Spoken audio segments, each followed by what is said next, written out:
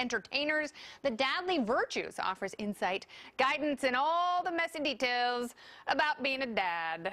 The Dadly Virtues: Adventures from the Worst Job You'll Ever Love. That is the book, and it features Stephen Hayes, senior writer at the Weekly Standard and a Fox News contributor, and Jonathan Last, who's the very first. And he's also the book editor and a senior writer, also at the Weekly Standard. Welcome, gentlemen. Thanks for having us. Nice to see you. Good to be here. Normally we talk about like neocon hawkish things. Neocon hawkish things and men-women issues. Yeah, right? That's right. But you are here. So why is parenthood so funny, and why is it so funny to read about it from a dad's perspective? Because it is such a rich field of study. Well, because it's horrible, but you're supposed to pretend that it's great. Yeah. And this is all the comedy is inherent in that. And so we put this book together. It's what is it? It's like half instruction manual and half like war journal, and then with like a dash of philosophical, stuff thrown in. Because, like I said, it's all nuts. I mean, we have like a million crazy stories. Our buddy Tucker Carlson has a chapter in this about. Well, he's got like 15 kids, so.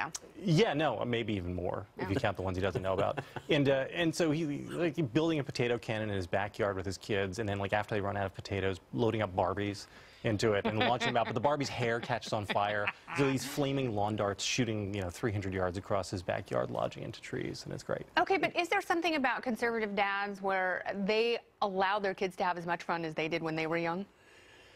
I think in some cases yes, in some cases no. I mean, Tucker clearly did. I mean, his whole thing is it's like basically a case for giving kids adventurous toys and letting them be dangerous. My chapter is almost the opposite of that. It's like my parents were very strict, and they didn't let us watch TV on weekdays, and we couldn't watch R-rated movies. Oh, I thought you were saying that about your kids. Like, you don't let your kids watch TV during the week. No, they're Amish. I don't.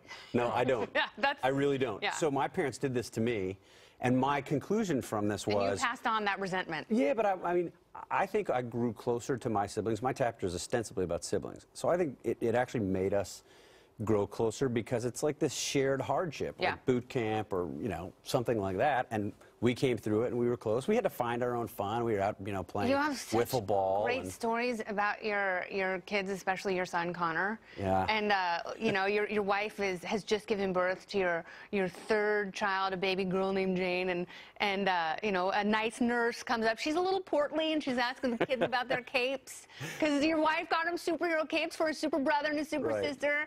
And then Connor looks at her stomach and goes, "When are you having your baby?" It was the most, honestly, probably top 3 most mortifying moments of my life. Because she was too old to be of childbearing years. And so he says, when are you having your baby? And, you're the dad. And so I can see this coming because he's looking at her belly. Yeah. And then you're like, oh no. You know what's coming. Oh no. You're like, do I go jump over the table and try to stop him, or do I just let it go and try to recover? So he says this, and I tried to recover, and my recovery was, don't take it personally. He says that about everybody, even if you look like a supermodel. Yeah. It was just the worst possible thing to say, It's as though you had a handful of like the thick, choppy, granulated, like the heavy kosher salt, and just rubbed it in the wound. It was the worst moment, and everybody sort of awkwardly just kind of slinked off, and nobody knew what to say. It was terrible. Yeah. And you are still having children. You said you plan to have 4 more. What? You What?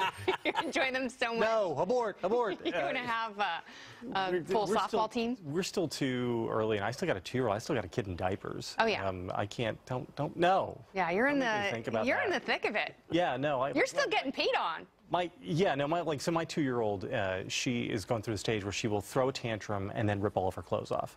And so it's like... That's so weird. I went through that stage just before the show. I'm sure.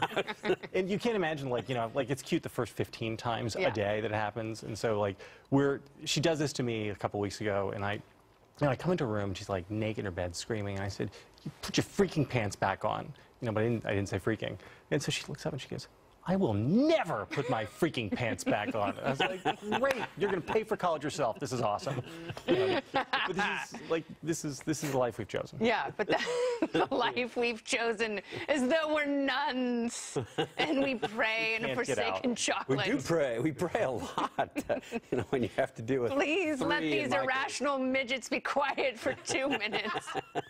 All right, you guys, thank you so much. The Dadly Virtues. Go get it now, but only if you want to laugh, especially from people you trust. And they're nice penmanship. Look, there they are. There's Stephen and Jonathan on the cover. And one of them is being held by